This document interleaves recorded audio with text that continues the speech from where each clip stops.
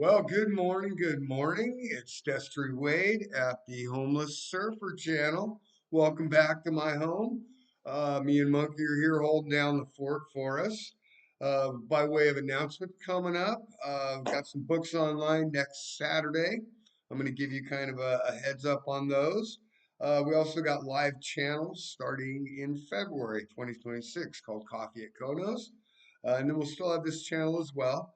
So we kind of more discuss the progress of everything else that we're doing, kind of as a summary weekly report to you.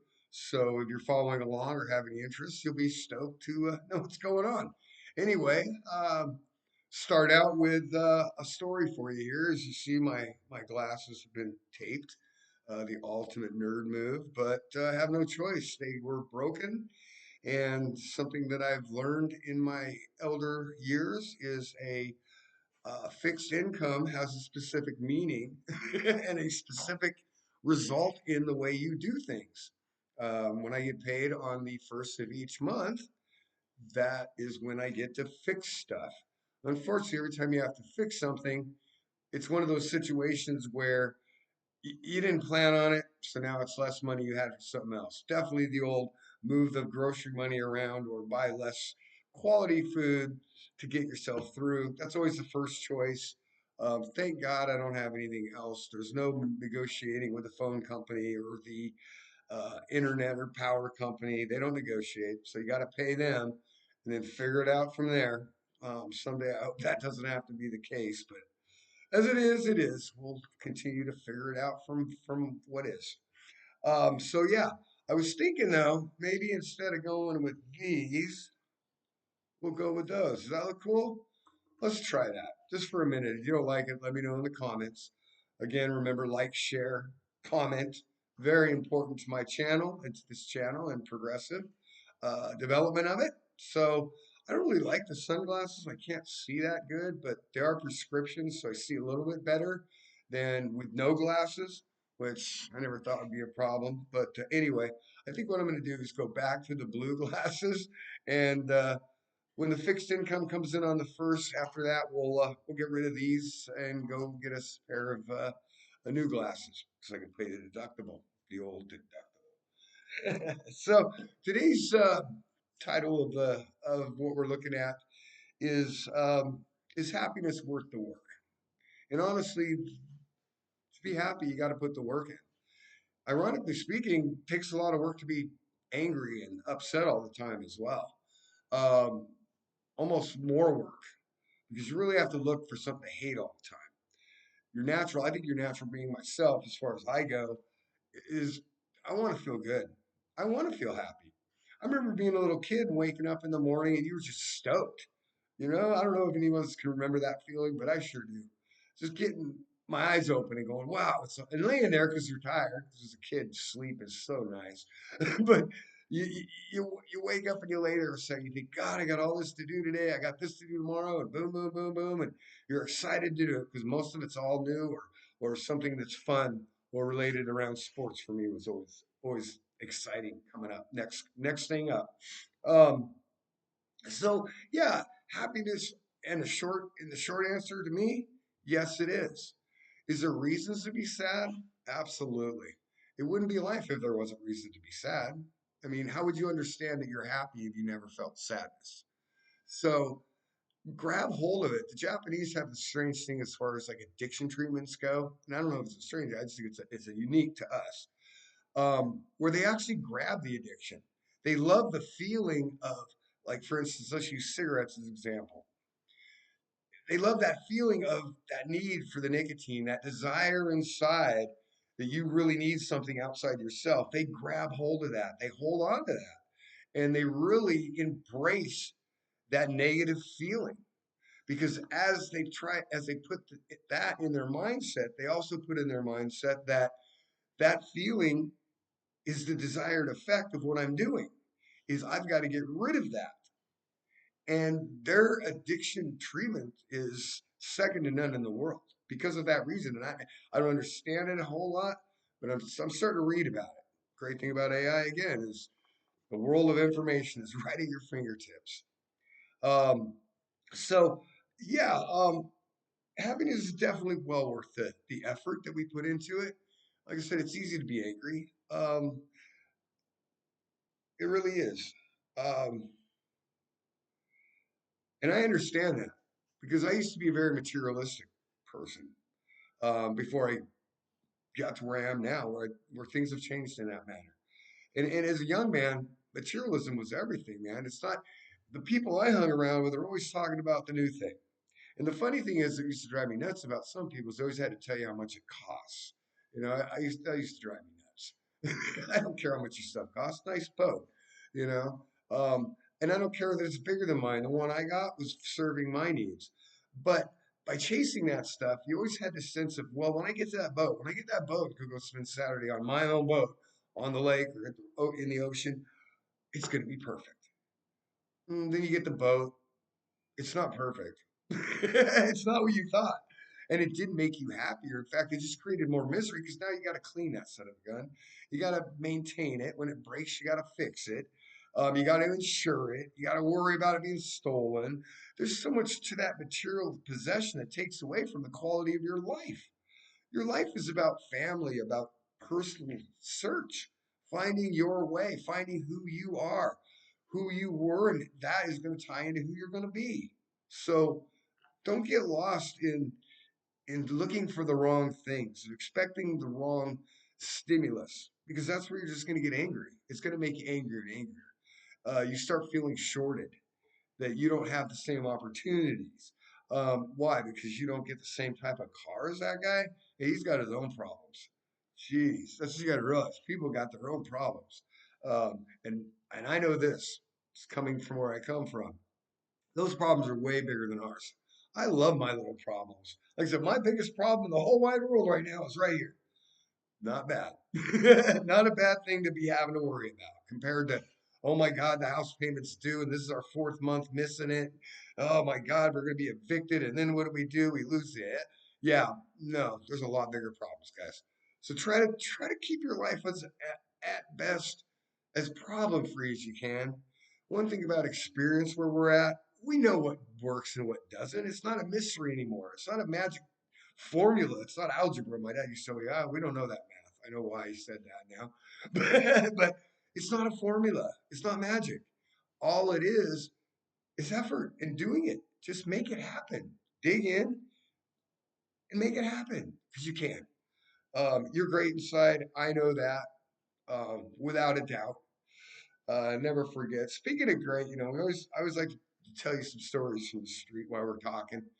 And I was talking to a friend of mine that I ran into a couple days ago about an old friend of mine named Bethany. Bethany had a husband named Kevin, and about 10 years ago, they wandered onto our beach. They were in bad shape. They were drug out on heroin, and these are young kids, dude. These guys were like 21, 22.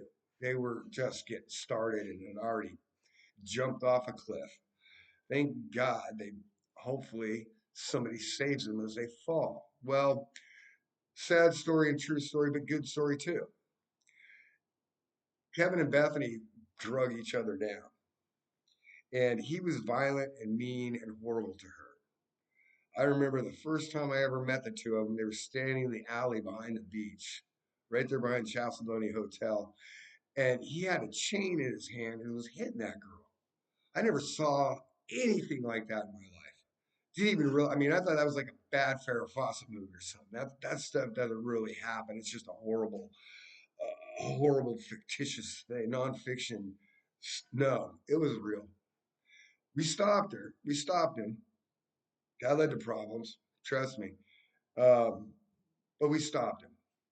Kept her with us for a couple days. But as all these abused girls do, she forgave him and went back to him. And oh my God, we couldn't understand it. We were mad.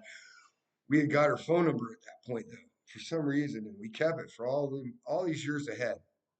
So 4 or 5 years down the road, fentanyl comes along, and they start messing around with that. But Bethany at this point is not digging the fentanyl thing. I mean, the heroin thing was bad enough, but the fentanyl thing got way worse, way too fast for her. Even though she loved her husband, that was it was obviously a time to say no. And Beth. Oh, and by the way, add to part of the story is why Bethany ended up there is they left Idaho because she had a miscarriage. Man, her and Kevin just emotionally couldn't handle the miscarriage. So they left and came down here and they were on the street. And God knows the fentanyl come along. And, it's hard to understand this for some people, but some people are so much better off once they pass away. Life has gotten so unmanageable and so painful that you just know that the next morning when they wake up and open their eyes, they're not going to be here anymore. They're going to be somewhere to find, and they'll find happiness there. I know that. Even if you had a horrible life, no matter what person you are, I guarantee you when you wake up to the next level, you're going to be stoked. You're not going to be sad that you're there. That's mourning is an earthly thing. That's our thing. We mourn. We're sad that we're missing our friend um, or our loved one, but they're not sad. They're, they know the truth now, and they're looking at you knowing that hey, it's a blink of an eye. You're going to be there too. So we'll be hanging out. They're probably going around visiting the other folks that are there, all our other relatives that got there first.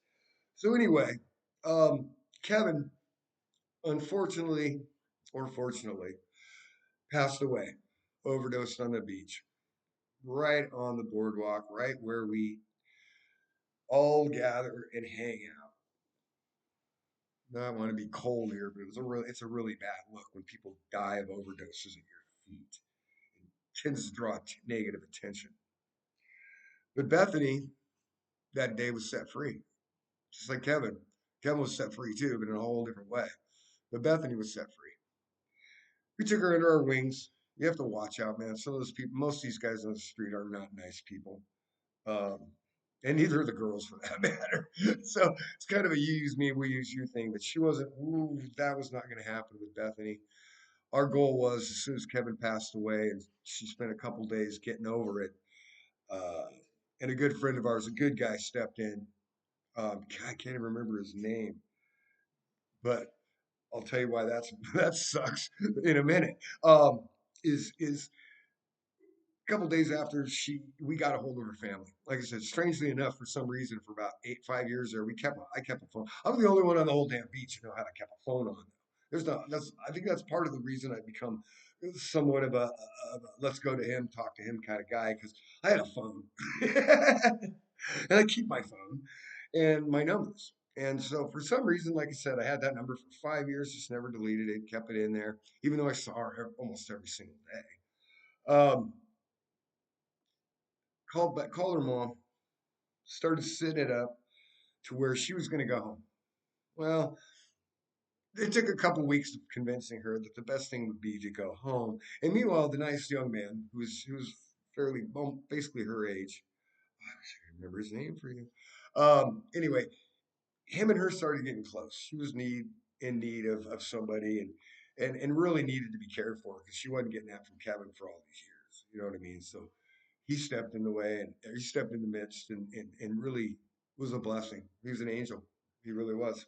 God does that to us once in a while. And he took her back to her mom. And on the way, they fell in love and they got married. To this day, 5 years later, she now has two beautiful children and a home in Idaho with a nice man that's taking care of her.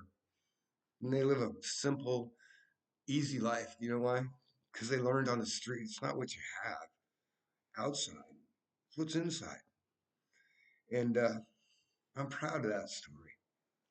There's a lot of stories like that that really make touch your heart. Because you know that God has a plan. Yeah. I'm honored to be any type of part of it. Enough of that.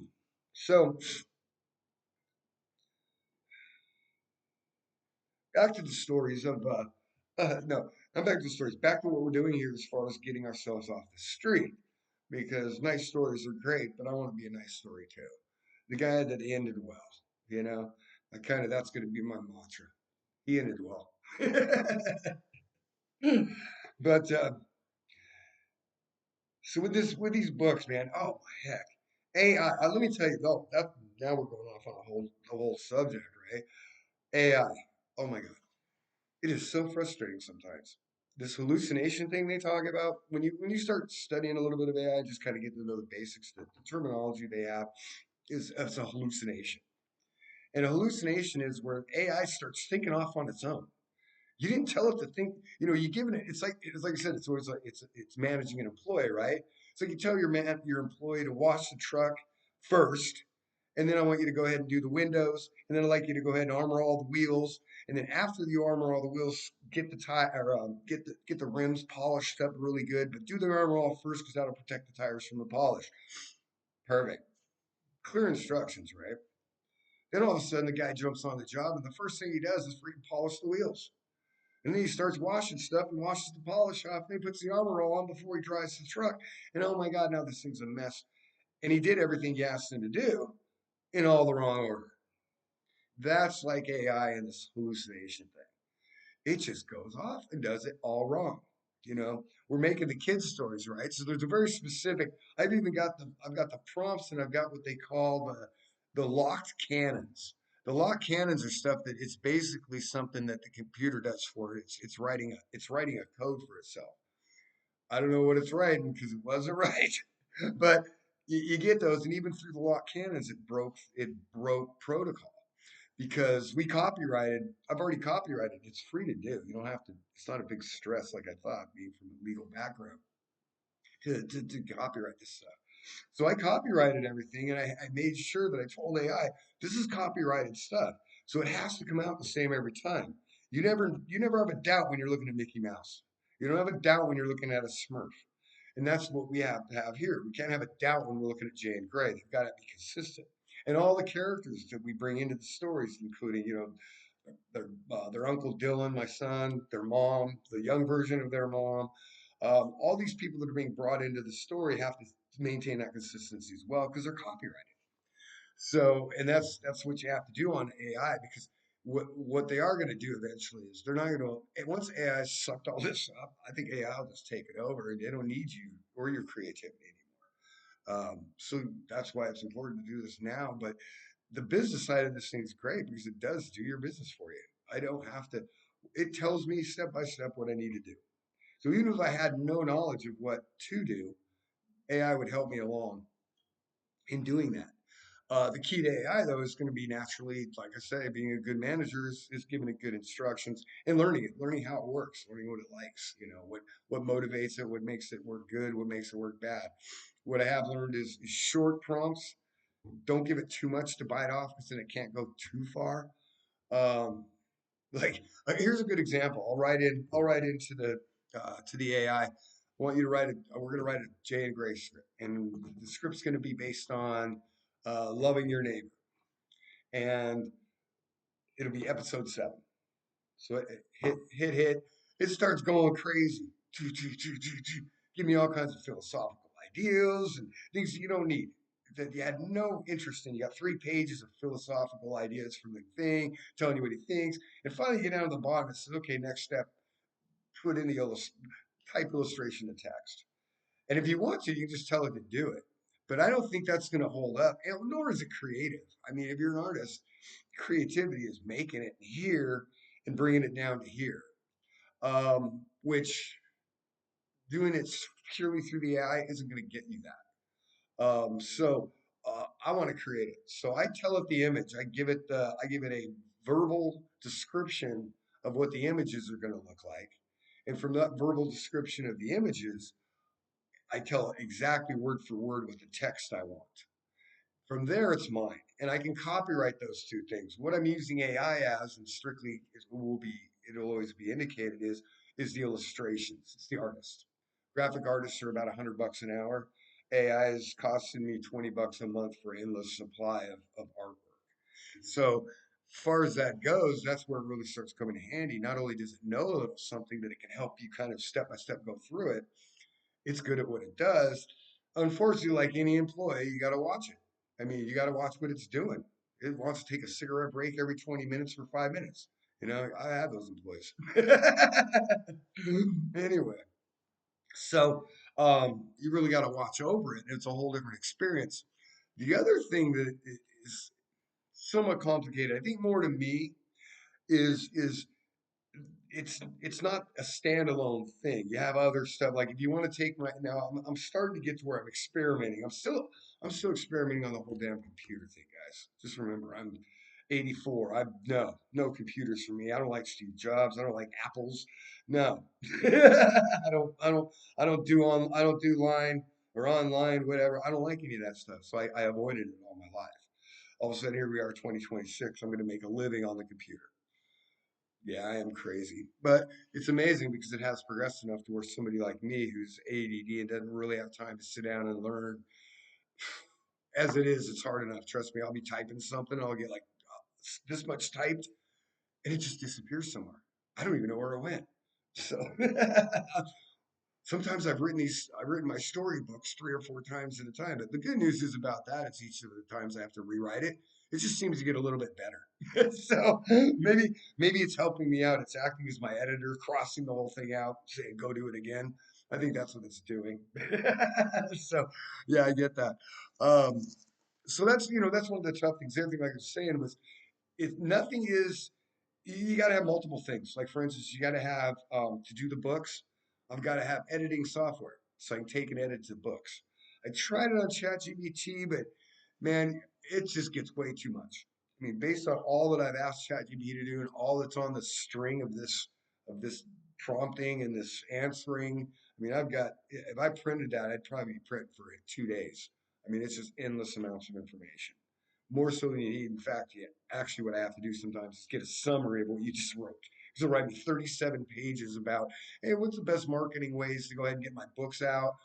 I'm getting a 37-page dissertation with complete instructions on what buttons to push and stuff like too much. So you got to go to another software, and that costs money.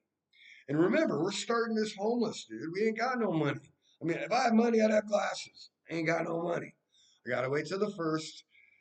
$20 ChatGPT gets me through the month on that. And then you have to have for the books, you gotta have a designer software so you can turn the books actually into a functional file that I can now send to Amazon. Well, Amazon's a little different, but the other ones, Apple and all those stores and stuff. Tons and tons of book people trying to sell books online. Interconnecting your books with other people helps a lot. The good news is that I have, and that's where this week's so important coming up because I'm really starting now. I've got 10 of them books made. So, like I said, I've got 30 already created and written and done. I've actually made 10 of them with the illustrations, the text. They're ready to go to the printer. So I'm stoked about that. So I'm going to take those 6 books, get out into or 7 books now, and it'll be 10 by Monday. So I'm going to take those 10 books and get out into the marketplace, start making interconnections, start getting them out. Um, we're going to have both ebooks.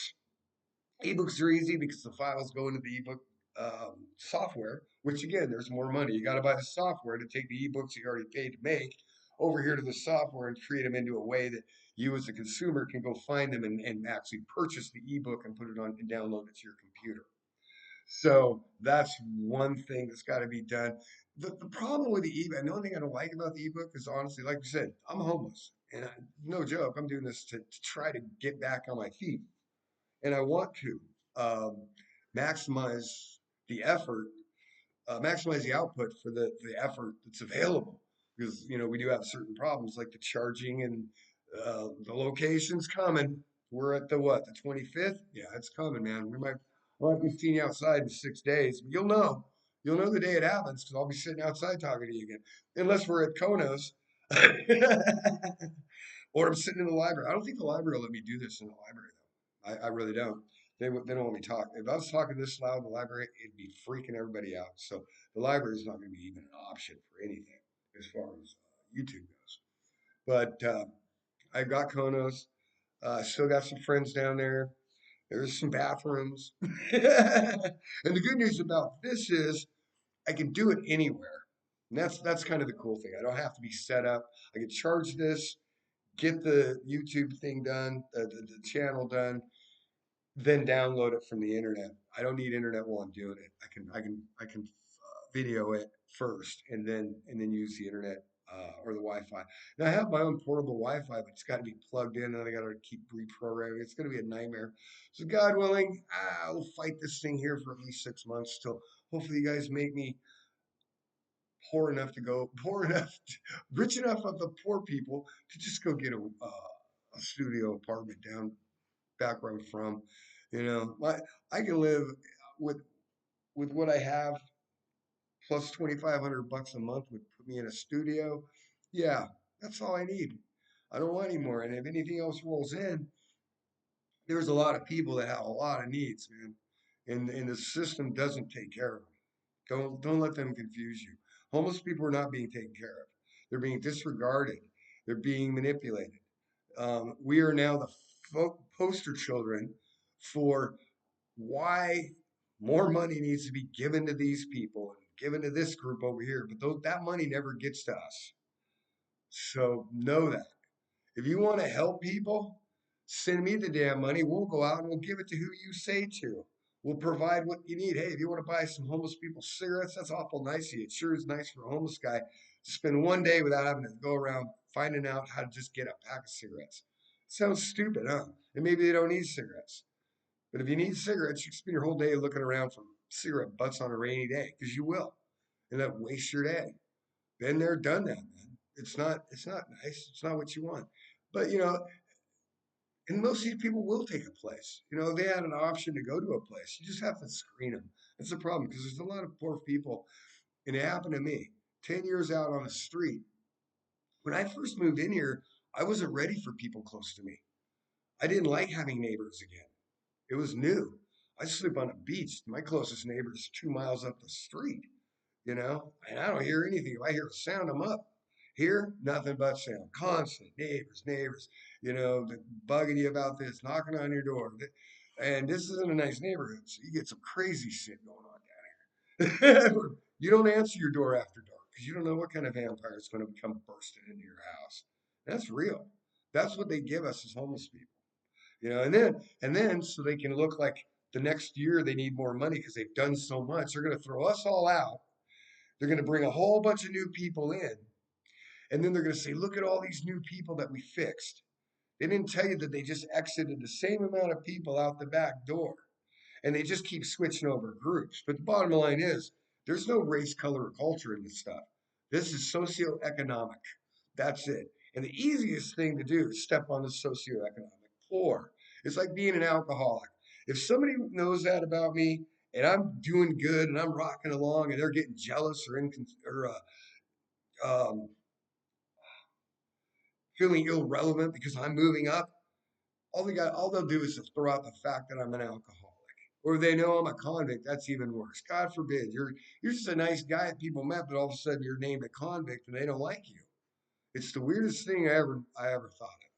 Because nobody tells me who I can like based on some title that they gave them. I like to get to know people. You know what? I know killers that are nicer fucking than priests. So for real, I'd rather have this dude come along when I need something than this priest guy come along when I need something because they're better people in their hearts. I judge people here in their heart. So should you. You know, we're all the same. We just want to be happy. We want to be warm. We want to be fed. We want to be loved. We don't want to be lonely. These are the real shit in life, man. All this other stuff just got to go. So anyway, that's what we're doing on the book. So we're really working hard on it, and I'm figuring out what I do know for business is, and being in these businesses. I mean, basically, this what YouTube's doing is nothing new. It's just electronic. So I'm very well aware of how to market companies. So I look at myself and okay, I got these books. I'm going to go out and market these books.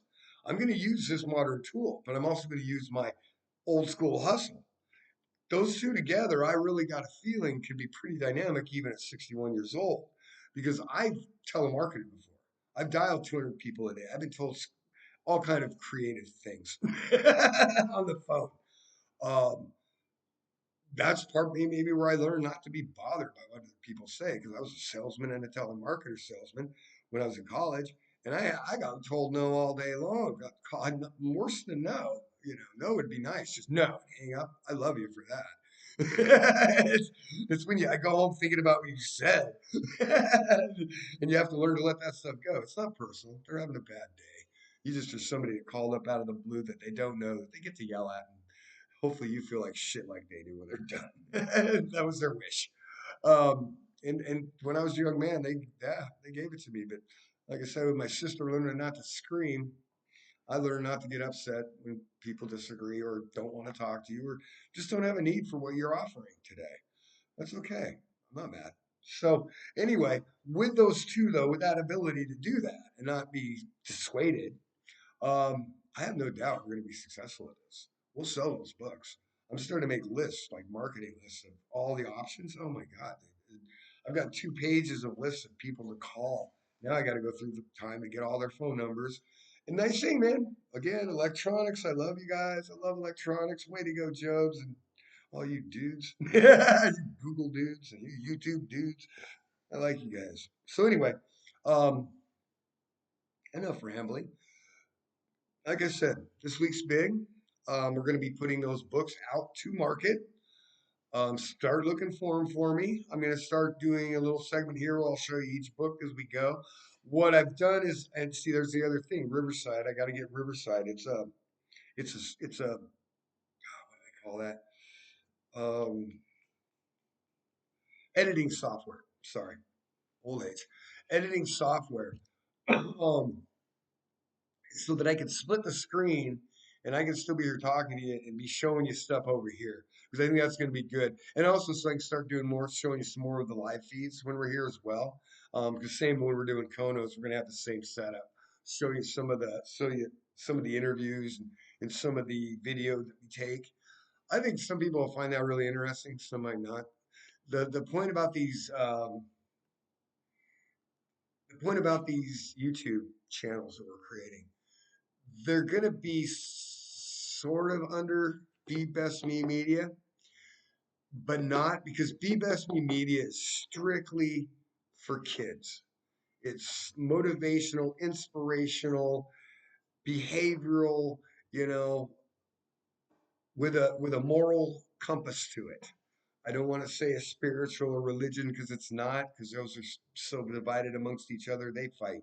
They create anger between themselves over just differences in who they believe. Anyway, so but I wanted to have good morals, honesty, dependency. Dependent. You're dependable. That's the word, not dependent. Dependable. Those type of things. Things that are going to serve you well, no matter who you are, no matter what faith or political issues you have, or social issues you have, or emotional issues you have. These are things that serve humans well, and it's been there for thousands and thousands of years. They figured out a long, long time before you and I what makes humans tick and what keeps them right, what makes them go stupid. So they know. You just got to figure it out. And it's not that hard to figure that basic stuff out. The deeper shit's really somewhat difficult. And it's not black and it's not gray. There's no gray in it. The black and white's the hardest to figure out, for sure. But that's an individual thing. That's your journey. Your lived experience is your journey. So sit back, enjoy it. I never understood somebody that wanted to hurt themselves. It just never made sense to me. I want another day. I thank God that to this point in my life, even with the losses of my children and my wife, and that hurt, and going to prison, should be able to be angry about that. Somehow I just come through this and I'm not.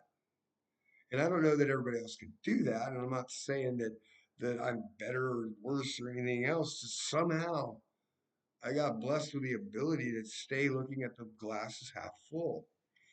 Um, Even though I'm homeless, like I said, being homeless has its bad sides. Trust me, has its good side too. So everything's a yin and yang. With these books, we're going to get these things going, and they're going to make the difference for me, to make a living out here at 60, to build a retirement that I just didn't get around to doing. Um, you know, Things kept going up, kids kept showing up. and, and I just kept blowing up. And was nothing saved in the bank by the time the children left the house. And a little bit of money you get coming in a month, that keeps you going. But yeah, there's no vacation on my horizon. And if someone passes away, I won't be able to make the funeral because there is no way I can get there. Yeah. So anyway, that's the realities of it. But I don't be sad about that. I don't be mad about that. Let's keep moving. Let's build. I'm going to build this damn channel. We're not going to quit. I want you with me, man. Jump on. Let's go.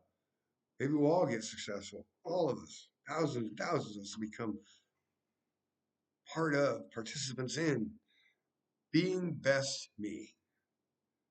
The media. What Disney used to be. All right. So, like I said, live channel starts February 2026. I do a couple tests. You might see them popping up. Check them out. They won't be refined as I wish, but they will be. We will. It is a work in progress. And the good news is, you were here at the beginning of the progress. So, as we grow this thing into something, we can all take pride in it because I'm doing it for myself for sure. My own journey. Um, just to show myself I could have. You know what I mean? If I really wanted to spend my life making this money, doing this business stuff, I could have. I now, because of the way things are with the technology, the computers, the AI, it's a lot easier, and it's doable. And I'm not distracted. The one thing about early life is, like I said, kids kept coming, jobs kept forming. I mean, I was just constantly in motion. Um, and now I'm not. Now my motion is 100% dedicated to this. I mean, I'm either thinking of the kid's story, I'm thinking of this content, thinking of the next idea we got to do because monetization's coming up.